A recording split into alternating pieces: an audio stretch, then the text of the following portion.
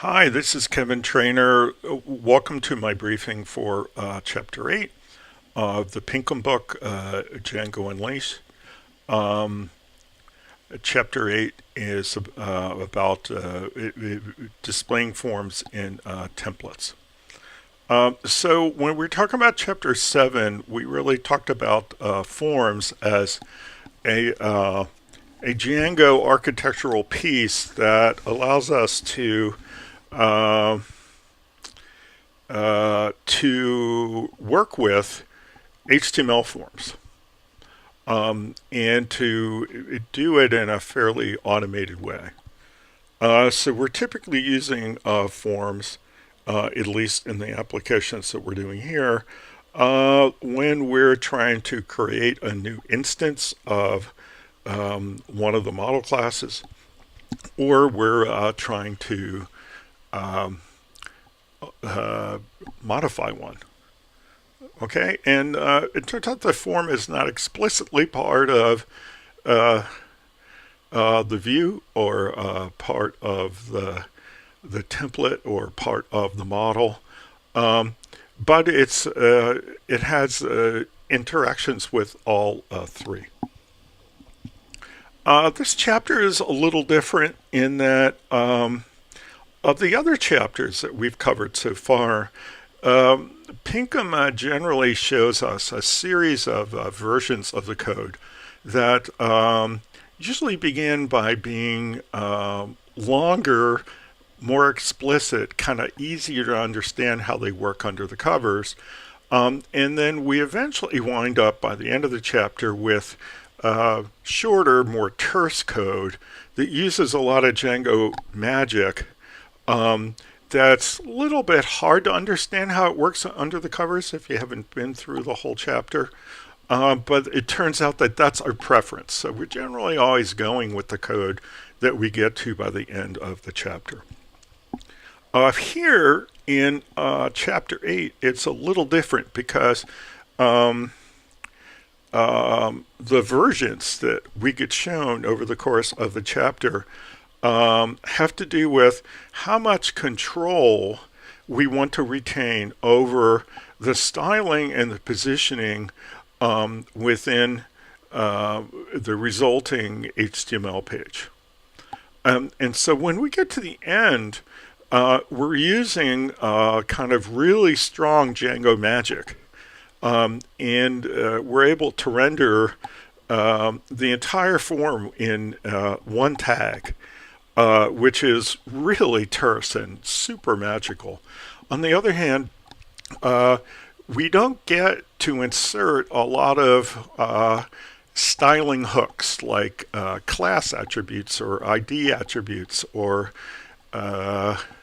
those kinds of things. So we might not have the control over the styling and the layout that we would like to have. Okay, so for our purposes in the project that we're working on, the tutorial project, Easy University, we are going to use the final magical version. Might we back off that at some point and use either the beginning or the kind of the middle version of the code from chapter 8? Yeah, we might. But for right now, we're probably going to go with the really terse, really magical version. So what I just want to say is you're always going to have to decide at some point when you're trying to get control over the styling and the positioning of your content, exactly which version of the code from chapter 8 you're going to use. Okay, so let's see the versions. All right. Version 1 is the most explicit version. Okay. And how's it different from things we've seen already in templates? Well, I just want to point out, let me find the code. Okay, there's the code there. I just want to point out that in the more in the other pages that we've done, we're pulling the content out of variables that we passed in the context. Okay. And how have we populated them? Well, we've populated them by querying the model. Okay. Here, we're going to be pulling our values out of the form. Okay. Now, that form may be bound to a model instance or not. Okay. So here's our typical page in the beginning. Okay. We're coding everything explicitly. Thing to pay a lot of attention to within the form HTML element, there is this action attribute, and of course we need to populate it with the proper URL. So here we're doing a create, so we're giving it the URL path to tag create. We're with forms, we're always going to use method equal post. That's considered a best practice. Okay, and this is pretty explicit, where we're explicitly putting in the code for every one of our fields, and we're not really depending on a lot of information that is maybe implicitly contained in our form. No, we're doing everything pretty manually here. Okay, and you can see that we do have control over things like styling the help text, in a certain way. Okay, we explicitly code the button. In this case, it's called create tag. Okay, so all pretty explicit. Not a lot of Django magic here. Okay.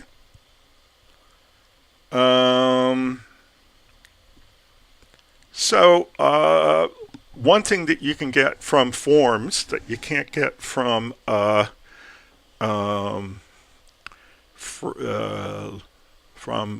model classes is that you can get a list of errors. Okay, so when does that list of errors get created? Well, when you call the method is valid. Okay, if is valid is true, then there aren't going to be any errors. But if is valid is false, well, then there's lots of errors to print. Okay, and here you can see we can explicitly get them all out of here. Here again, we're doing this pretty manually, and we get a lot of control over the styling here. We're saying class equals custom error list, because we can say for error in form name errors. So these are the errors associated with the name field. Okay, and then when we want to get out the error itself, we just use the singular form. Okay, so we can get a lot of control over how we get out the data and how we get out the errors, and we can build these things pretty manually. Okay, and the benefit here is control over styling and positioning. Okay, what if we want to do this a little bit less? What if we want to do this a little bit more automatically? Okay, well, this is kind of like the second level of Django magic. If we just want to render all the errors in an error list, okay, there's the non-field errors. Those are typically from cross-field validation.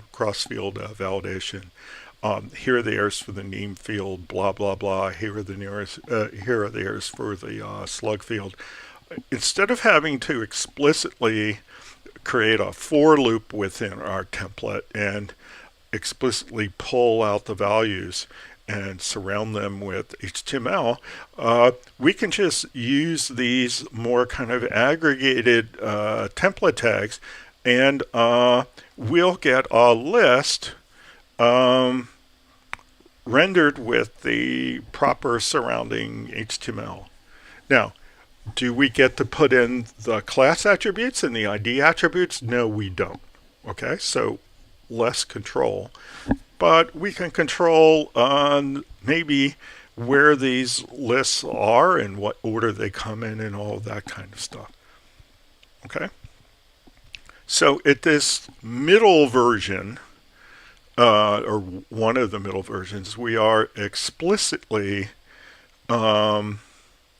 we are asking for things related to fields explicitly, and we are controlling the order in which we ask for particular fields. Now, how can that hurt us? Well, it can hurt us in the following way. What if we add additional fields? What if we add an additional field to the model class, and of course then we add one kind of implicitly to the form if we set up the form the right way?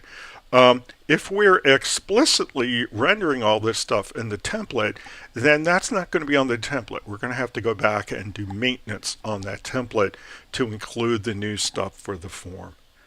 There's a way for us to just set up an iteration over the fields in the form. So let's go down and find that.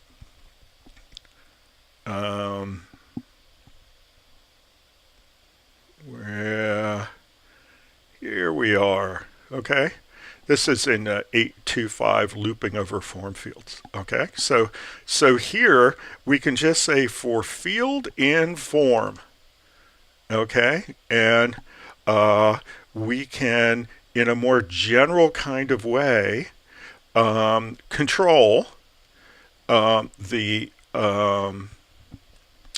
we can control the HTML that surrounds it. We can do that. But the thing is, if there's going to be a new field added, well, then it's going to automatically show up in our template. So that's pretty cool. So that's like next level of automation. Finally, it's possible for us to go to the top level of automation. This is the one that we're going to use in our tutorial. We just ask for the form to be rendered, and we can ask for it as done with a paragraph, so that's form as P. We can also do form as UL, so you'll get an unordered list, or form as a table, you'll get a table. Okay. In form as unordered list, you put it in the unordered list, so it doesn't generate the UL tag, it generates the LI tags. And it's the same thing for the table. It generates the table rows for you. Okay? And here it generates the paragraphs. Okay? Really super Django magic.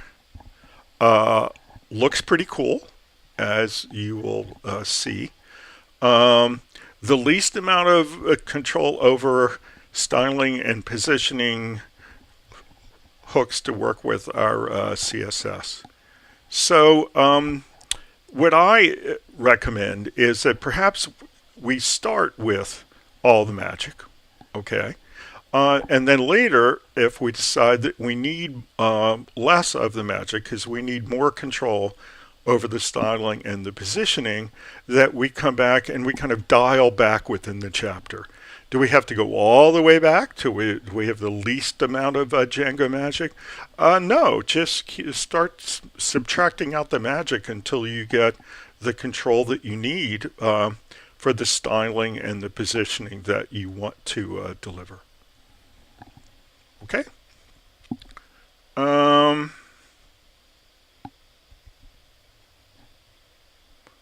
think we're pretty well through the topics that I wanted to talk about. Oh, there's an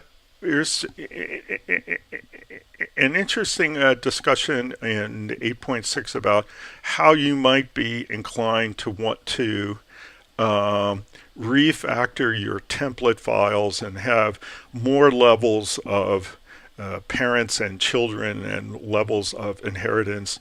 And I think certain people have done this, but Pinkham doesn't like us to do it, and I'm not really a fan either. So this is a practice to be avoided.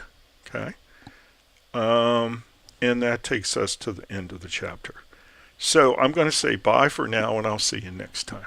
Bye bye.